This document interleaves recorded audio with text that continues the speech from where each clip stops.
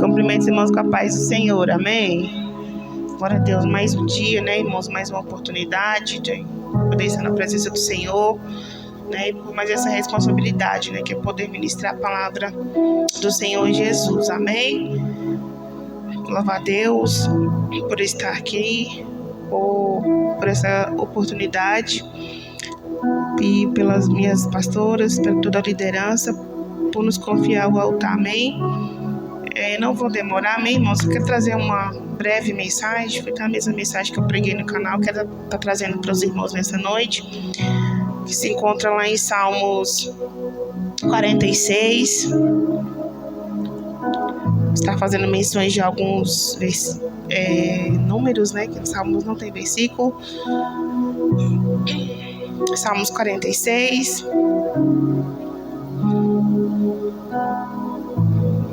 São mensagens mesmo de reflexão para os nossos corações nessa noite. Para quem vai estar me ouvindo, acompanhando em casa, que Deus possa estar falando com você. Amém? Todos encontraram? Que diz assim: Deus é o nosso refúgio, fortaleza, socorro bem presente na angústia, pelo qual não temeremos, ainda que a terra se mude, ainda que os montes se transportem para o meio dos mares, ainda que as águas rujam e se perturbem, ainda que os montes se abalem pela sua braveza. No 9 vai dizer assim: Ele faz cessar as guerras até o fim da terra, quebra o arco, corta a lança, queima os carros no fogo. Aquietai-vos e sabeis que eu sou Deus, serei exaltado entre as nações, serei exaltado sobre a terra. O Senhor dos exércitos está conosco, Deus de Jacó é o nosso refúgio. Amém? Podeis assentar? Aleluia. Quando o salmista escreveu, irmãos, esta poesia, este louvor, os salmos, a gente sabe que são louvores entoados ali pelo salmista Davi. Quando ele escreveu essa poesia, ele colocou ali, né, toda a confiança, toda a soberania em Deus.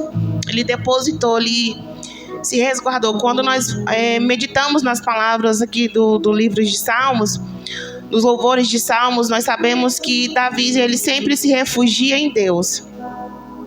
E quando nós falamos sobre refúgio, sobre fortaleza, sobre socorro, o que nós já vem na nossa cabeça, né? A palavra refúgio. A palavra refúgio vai nos dizer que é um lugar para onde nós fugimos, para escapar do perigo. Quando a gente liga aí a televisão, quando a gente acompanha um filme que fala sobre essas histórias de catástrofes, de terremotos, de vulcões, de ruínas, de destruições, bem no contexto ali do filme ou da reportagem que a gente está vendo, a gente vai ver que tem pessoas ali que estão atrás de quê? De refúgio, de abrigo. E quando elas encontram estes lugares, quando elas se encontram refugiadas, que ela acha ali aquele abrigo, ali tem acolhimento, ali tem ferramenta, ali tem alimentação, ali ela está acolhida, está abrigada. Então isso é o refúgio. O refúgio é onde as pessoas correm para correr do perigo. E Deus é este lugar. Quando nós se encontramos de momentos de ruína, de turbulações que nós passamos nas nossas vidas, é para lá que é para os braços de Deus que nós corremos. É para lá que nós nos refugiamos. É este lugar. É o lugar que a gente se esconde, que nos guarda. É nele que a gente tem acolhimento. É nele que a gente tem alimento, é nele que a gente tem confiança, é nele que nós sabemos que vamos estar guardados, refugiados, protegidos, porque Deus, ele é o nosso refúgio. É isso que o salmista diz aqui nessa passagem, né? Deus, ele é o nosso refúgio, é nele que nós estamos guardados. Quando se trata de fortaleza eram muros que cercavam a cidade. Os muros são que protegem, né? Nossa casa é murada, alguns lugares são cercados, são muros que é para nos proteger. Né? Quando vem palavras ser lançada, quando são pedras são jogadas, são lançadas, coisas são lançadas, esse muro é para nos proteger, para que não nos fere, para que não nos machuque. Então, fortalezas são muros que são erguidos, que estão nos protegendo, que estão nos guardando. Deus, ele é a nossa fortaleza. Deus, ele é um muro que guarda a nossa vida, que guarda a nossa casa, que guarda a nossa família, que guarda a nossa vida espiritual, sentimental. O Senhor, ele é a nossa fortaleza. Quando nós falamos no socorro, quando a gente falamos no socorro, o socorro daqui da terra é diferente. Porque quando acontece um acidente, alguma coisa de que a gente precisa ali do socorro terreno, a gente pega ali o nosso telefone, liga ali para o corpo de bombeiro ou para o SAMU e vamos falar a situação que está acontecendo, vamos passar ali o caso de quem se machucou, de quem se feriu. E ali eles vão pegar os nossos dados, né? Vai deixar, a gente vai ter que ficar ali esperando até que o socorro chega, talvez nem dê tempo mais. Mas este é o socorro da terra, porque o socorro, quando ele é de Deus, é no momento imediato que você bate o teu joelho no chão e fala: Senhor, eu estou passando por isso, eu estou ferido, eu estou machucado. O socorro de Deus é imediato, ele não vai nos deixar de segundo plano, ele não vai nos colocar em uma fila de espera para que nós possamos aguardar, não. O socorro do Senhor, ele é imediato. O socorro de Deus não tarda, o socorro de Deus não falha. Então é isso que o salmista quer nos dizer, que Deus, ele é o nosso refúgio, fortaleza e socorro bem presente na hora da angústia. Talvez nós possamos ter entrado aqui nesta noite com o nosso coração angustiado, sem força, desanimado, mas eu quero te dizer que nesta noite nós podemos encontrar o nosso refúgio, a nossa fortaleza e o nosso socorro no nosso Senhor Jesus. E que essa noite nós possamos sair daqui renovados e fortificados pela presença do nosso Senhor, amém? A tranquilidade do salmista Davi em Deus. Ele está falando aqui, né, que no verso 2, vai dizer que não temeremos, ainda que a terra se mude e ainda que os montes se transportem para o meio dos mares. Nós sabemos, irmãos, que nós não podemos controlar o tempo. Nós não podemos controlar o que vai acontecer amanhã. Nós não podemos controlar o que vai acontecer depois que nós sair da porta para fora. Então, quando o salmista ele fala isso, né, Deus, ele é o nosso refúgio, fortaleza, socorro bem presente na hora da angústia. Deus, ele está ali o tempo todo, nos guardando, nos fortalecendo, cuidando, zelando. Deus não desampara de nós em nenhum momento. Mas tem situações que nós não podemos controlar, que não está no nosso controle. Então, ele está falando, mesmo que a terra treme, mesmo que as águas rujam, mesmo que a tempestade venha, eu estou firmado no meu Senhor, porque eu sei que Ele está comigo, eu sei que Ele não me abandona. Então, Ele está depositando ali a tranquilidade dele em Deus, porque ainda que venha a calamidade, ainda que a calamidade me cerque, que tudo seja sacudido, a minha alma permanecerá tranquila em Deus. Então ele não está temendo, pode ser que aconteça, pode ser que não aconteça, se acontecer ou não, Deus é o Deus de ontem, é o Deus de hoje, é o Deus de amanhã, aleluia. Então nós não temos que temer. Então é por isso que Davi, ele depositava essa confiança em Deus, porque a alma dele estava permanentemente tranquila no Senhor, a alma dele estava guardada, aleluia. No verso 10, que no verso 9 até o verso 11 vai nos dizer: Ele faz cessar as guerras até o fim da terra. Quem que faz cessar a guerra? É Deus. Nós temos que aprender sobre Deus. Nós temos que, muitas vezes a gente tenta tirar, né, das mãos de Deus, queremos fazer do nosso jeito. Queremos dar do nosso jeito, a gente coloca nas mãos de Deus, mas fala: não, Jesus, esse meio aqui é mais fácil, eu encontrei um caminho mais fácil. Aí nós queremos o tempo todo dar do nosso jeito, fazer do nosso jeito, tentamos mudar a rota, com as nossas próprias inteligências, né? E desse jeito nós vamos nos cansar. Então, quando nós deixamos Deus agir, nós encontraremos vigor. Porque enquanto Deus ele está ali guerreando, pelejando por nós, estamos descansados, confiando nele. Igual eu acabei de dizer, quando Davi ele tem essa tranquilidade, essa firmeza, essa confiança em Deus, é porque ele sabe que ele está passando por aquela tempestade, está passando por aquele momento de ruína, mas é o Senhor que está cuidando. Ele não precisa se preocupar porque ele sabe que Deus está no controle. Então, que nós não possamos tentar fazer do nosso jeito, não tentamos usar a nossa própria inteligência, a nossa própria criatividade, porque nós sabemos que os planos de Deus são maiores e melhores do que o nosso. Nós fazemos planos, nós fazemos projetos, nós arquitetamos tudo, mas quem dá a última palavra é o Senhor. E aqui eles nos dão um conselho muito forte sobre isso, né? Que é nós saber quem é Deus. Saiba que eu sou Deus. Aqui na palavra ele está dizendo: ele vai cessar a guerra até os fins da terra. Corta o arco, corta a lança e queima-os, carro no fogo. Aquietai-vos e sabeis que eu sou Deus. Por que nós estamos nos desesperando? Por que nós estamos nos preocupando? Por que nós estamos arrancando nossos cabelos apavorados, preocupados? Ele está falando: fica tranquilo, para de guerrear, para de lutar. Eu estou no controle. Eu sou o Senhor dos exércitos, Jeová Jireh, que pega a tua causa, que pega a tua peleja. Eu estou cuidando. Por que está se preocupando?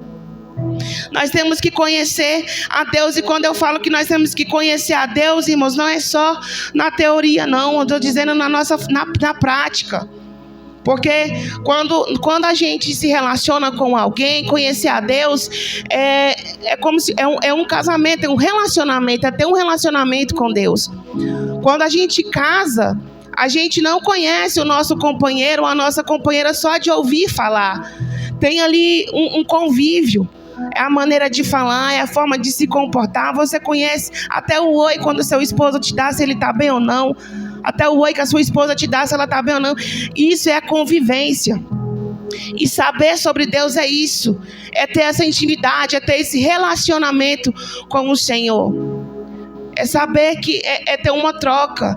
É eu confiar, é eu aguardar, saber que Ele vai providenciar. Então é esse o relacionamento que Deus quer.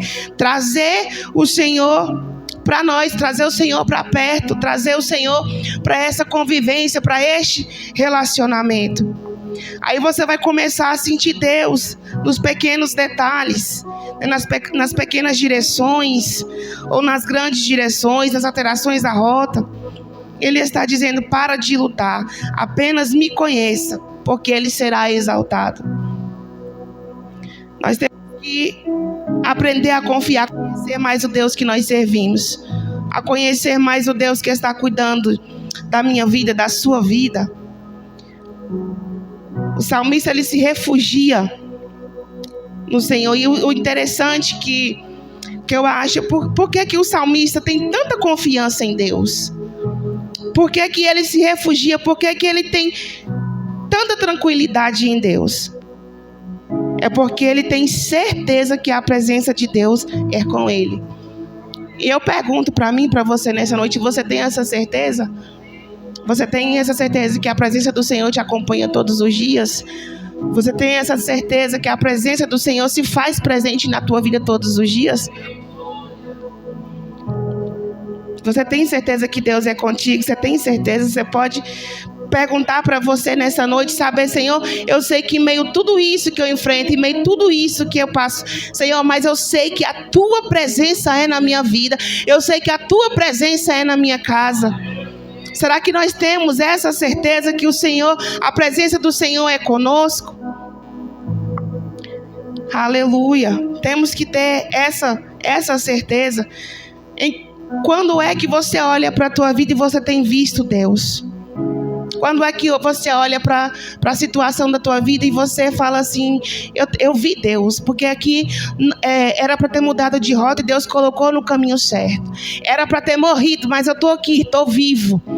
Aleluia. Era para ter acontecido assim. Tudo se encaminhou para ter dado errado, mas o Senhor fez dar certo. Aleluia. Será que a gente podemos olhar em alguma situação da nossa vida e falar assim: aqui foi Deus? Eu posso dizer com segurança, com propriedade, que a minha vida é um milagre, a minha família é um milagre. Cada um de nós aqui, se nós formos contar a nossa história, nós sabemos, nós vamos ver Deus em cada detalhe, em cada situação da nossa vida, porque às vezes era um projeto que era para ter dado errado. Talvez era um projeto que alguém não acreditou, não confiou, falou que não ia dar nada, que não ia chegar em lugar nenhum. Mas estamos aqui hoje porque Deus fez dar certo, porque aonde o Senhor coloca a mão dele, irmãos, não tem nada que possa dar errado.